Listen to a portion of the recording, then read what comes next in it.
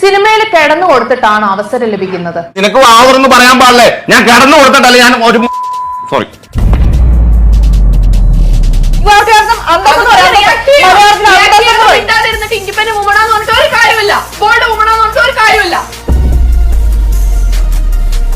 കിട്ടാൻ വേണ്ടി ഇത്ര ചീപ്പ് ചോദ്യങ്ങൾ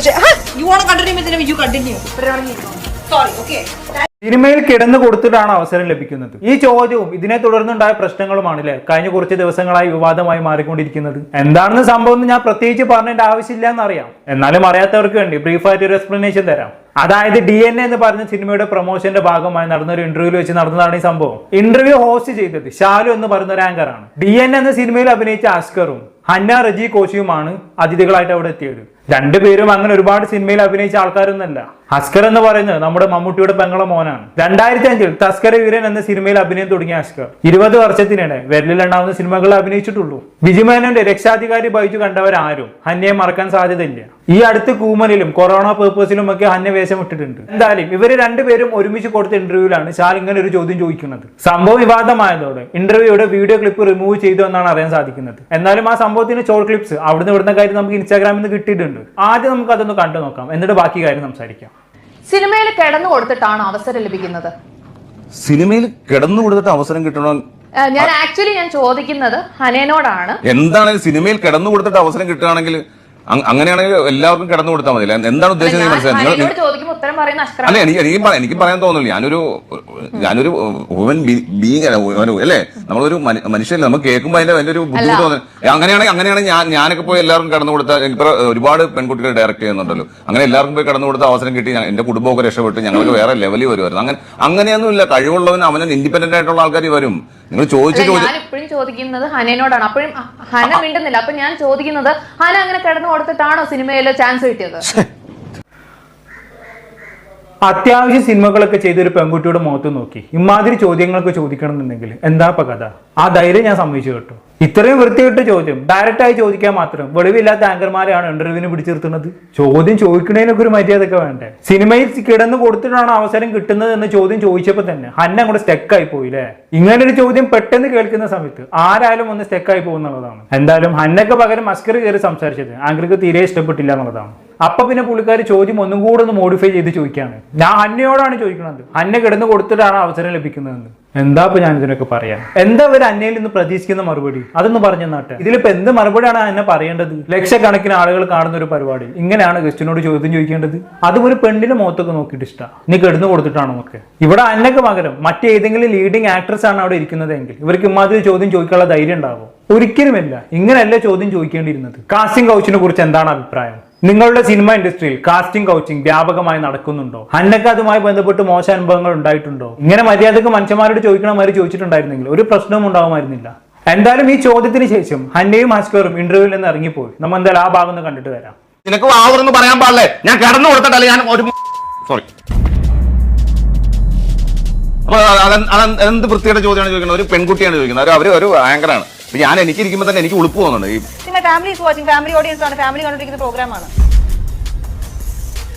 അങ്ങനെയാണ് എല്ലാ ആണുങ്ങളും കടന്നു കൊടുത്ത സിനിമയിൽ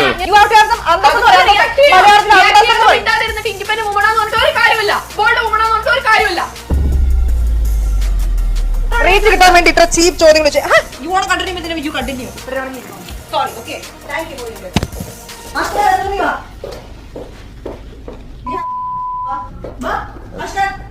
സോറി ബ്രദർ. അത്രേ ഉള്ളൂ. ഇറങ്ങി പോയില്ലെങ്കിലേ അത്ഭുതമുള്ളൂ. എന്തൊരു റൂഡായിട്ടാണ് ആങ്കർ പെരുമാറുന്നത്. ഇവർക്കൊക്കെ എങ്ങനെ ഈ ജോലി കിട്ടി എന്നുള്ളതാണ് ഞാൻ ആലോചിക്കുന്നത്. ഇത് ആദ്യം കണ്ട സമയത്ത് പലരും വിചാരിച്ചത് ഇതെന്തോ പ്രാങ്ക് ആയിട്ട് ചെയ്തതാവും എന്നുള്ളതാണ്. കാരണം ആരും ഇങ്ങനെ ഒരു സംഭവം പ്രതീക്ഷിക്കുന്നില്ല എന്നതുകൊണ്ടാണ്. ഇനിയും ഈ ചോദ്യത്തിന്റെ പ്രശ്നം മനസ്സിലാകാത്തവർക്ക് ഞാനൊരു ചെറിയ ഉദാഹരണ സഹിതം വിവരിച്ചു തരാം. നിങ്ങളൊരു പെണ്ണാണെന്ന് വിചാരിക്കുക, അതല്ലെങ്കിൽ നിങ്ങളുടെ ഭാര്യക്കോ പെങ്ങൾക്കോ ഒരു ജോലി കിട്ടുമെന്ന് വിചാരിക്കുക. അപ്പൊ നിങ്ങളുടെ അയൽവാസി ഒന്ന് നിങ്ങളോട് ചോദിക്കുകയാണ്, എടാ നിന്റെ ഭാര്യക്ക് അതല്ലെങ്കിൽ പെങ്ങൾക്ക് അവിടുത്തെ മുതലാളിക്ക് കിടന്നു കൊടുത്തിട്ടാണ് ഈ ജോലി കിട്ടിയെന്ന്. അതല്ലെങ്കിൽ നിങ്ങളോട് ഡയറക്റ്റ് ചോദിക്കുകയാണ്, എടാ നീ കിടന്നു കൊടുത്തിട്ടാണ് നിനക്ക് ജോലി കിട്ടിയെന്ന്. എങ്ങനെ ഉണ്ടാവും? കേൾക്കുന്ന ആർക്കും സഹിക്കാൻ കഴിയും? അപ്പൊ തന്നെ കരണക്കുറ്റി നോക്കി ഒന്ന് പൊട്ടിക്കില്ല നമ്മള്. ഇവിടെ ശാലു എന്ന ആങ്കർക്ക് അടി കിട്ടാതെ കഴിച്ചാലായെന്ന് പറഞ്ഞാൽ മതിയല്ലോ.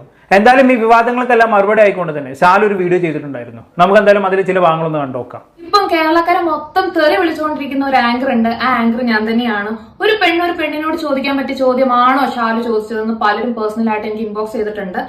ഇപ്പൊ 2 ദിവസങ്ങൾക്ക് മുമ്പേ അടുത്തിടെ DNA മൂവിയുടെ പ്രൊമോഷന്റെ ഭാഗമായിട്ട് ഹന രജി കോശി എന്ന് പറയുന്ന ആക്ട്രസിനോട് ഞാനൊരു ചോദ്യം ചോദിച്ചു, കിടന്നു കൊടുത്താലാണോ സിനിമയിൽ ചാൻസ് കിട്ടുന്നത് എന്ന്.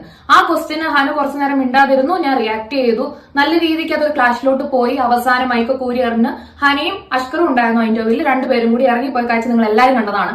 ഒരുപാട് പേര് അത് പ്രാങ്ക് ആണെന്ന് ചോദിച്ച് എന്റെ അടുത്ത് വന്നിട്ടുണ്ടായിരുന്നു. അത് പ്രാങ്ക് ആയിട്ടുള്ള കണ്ടന്റ് അല്ല. ഒരാൾ മൈക്ക് കൂരി എറിയുമ്പോൾ എനിക്ക് അവിടെ ഇരിക്കേണ്ട കാര്യമില്ല. എനിക്ക് പിന്നെ എന്താ പറയാ, ആ ഒരു രീതിയിൽ മിണ്ടാതിരിക്കേണ്ട കാര്യമില്ല. പക്ഷെ മീഡിയയിൽ ഇത്ര ആളുകൾ കാണുന്നുള്ളതുകൊണ്ടാണ് കുറെ സംയമനം പാലിച്ചു ഞാൻ പിന്നെ അവിടെ ഇരുന്നത്. അതെ, നമ്മൾ കണ്ട് സംയമനം പാലിച്ചത്. ഭദ്രകാളിയെ പോലെ തുള്ളുന്ന സംയമനം പാലിക്കരുത് അല്ലെ, മര്യാദ തൊട്ട് തീണ്ടാതെ സംസാരിക്കുന്ന സംയമനം. എന്തോ വലിയ സംഭവം ചെയ്ത പോലാണ് മറ്റുള്ള വന്നിരുന്ന് സംസാരിക്കുന്നത്. അവര് മൈക്ക് ഊരി എറിഞ്ഞ് പോയിട്ടുണ്ടെങ്കിൽ തന്നെ അത് തന്റെ കയ്യിലിരിപ്പോണ്ടാണ്. അതെങ്കിലും തിരിച്ചറിയാനുള്ള ബോധ്യം ആദ്യം വേണം. ഇതിപ്പോ അവരുടെ സംസാരം കേട്ടാൽ തോന്നാ അവരോട് അപമാനിച്ചിറങ്ങി പോയ പോലാണ്. മര്യാദകേടിന് അങ്ങേയറ്റം ചെയ്തിട്ട് ഇപ്പൊ വന്നിരുന്ന് ന്യായീകരിക്കാൻ ഉളുപ്പില്ല എന്നുള്ളതാണ്. എന്തായാലും ബാക്കി കൂടെ കണ്ടോക്കാം. ഞാൻ എന്തുകൊണ്ടാണ് ആ ചോദ്യം ചോദിച്ചതെന്ന് പലരും എന്നോട് ചോദിച്ചിട്ടില്ല. എന്ത് വൃത്തികെട്ട ചോദ്യമാണെന്ന് ചോദിക്കുമ്പോഴും ഷാൽ എന്തുകൊണ്ടാണ് ആ ചോദ്യം ചോദിച്ചത്, എന്താണ് കാരണം എന്നൊരു ചോദ്യം ചോദിക്കാൻ പോലും ആരും മുമ്പോട്ട് വന്നിട്ടില്ല. അതിനുള്ള ഉത്തരം പറയാനാണ് ഞാൻ വന്നിരിക്കുന്നത്. എന്റെ ഭാഗം ക്ലിയർ ചെയ്യാനാണ് ഞാൻ വന്നിരിക്കുന്നത്. ഞാൻ ഈ പറയുന്ന ഞാൻ ആങ്കറിങ്ങിന്റെ ഒപ്പം പാഷനായി കൊണ്ടു നടക്കുന്ന ഒരു ഡ്രീമാണ് ഫിലിമിൽ അഭിനയിക്കുക അല്ലെങ്കിൽ സീരിയൽ അഭിനയിക്കുക എന്നുള്ളത്. ഒരുപാട് ഞാൻ ഓഡീഷൻസിന് പോയിട്ടുണ്ട്, സെലക്ട് ആവുകയും ചെയ്തിട്ടുണ്ട്. ഈവൻ ഡേറ്റ് വരെ പറഞ്ഞു വെച്ചിട്ട് ലാസ്റ്റ് മിനിറ്റ് ആവുമ്പോൾ അഡ്ജസ്റ്റ്മെന്റ് കോളുകൾ എനിക്ക് വന്നിട്ടുണ്ട്. അങ്ങനെ ഡ്രോപ്പ് ചെയ്തതാണ് ഈ ഒരു ഫീൽഡിന്റെ ഒരു അഭിനയിക്കുക എന്നുള്ള ഫീൽഡിൽ ആ ഡ്രീം തന്നെ ഞാൻ ഒഴിവാക്കിയത് അതുകൊണ്ടാണ്. ഞാൻ ഇന്നൊരു വ്യക്തിക്ക് അറിയപ്പെടുന്ന പല ആളുകളിൽ നിന്നും ഡയറക്റ്റ് ആ ചോദ്യങ്ങൾ വന്നിട്ടുണ്ട്. എനിക്ക് മാത്രമല്ല, ഇപ്പം ഒരു 10 പെൺപിള്ളാരോട് ചോദിച്ചു കഴിഞ്ഞാൽ, ഈ ഒരു ഡ്രീമുമായിട്ട് പോകുന്ന 10 പെൺപിള്ളാരോട് ചോദിച്ചു കഴിഞ്ഞാൽ അവർ ഉത്തരം പറയും, യെസ് ഞങ്ങൾക്ക് ഇങ്ങനെ ഒരു ചോദ്യം ഒരിക്കലെങ്കിലും നേരിടേണ്ട വന്നിട്ടുണ്ടെന്നുള്ളത്.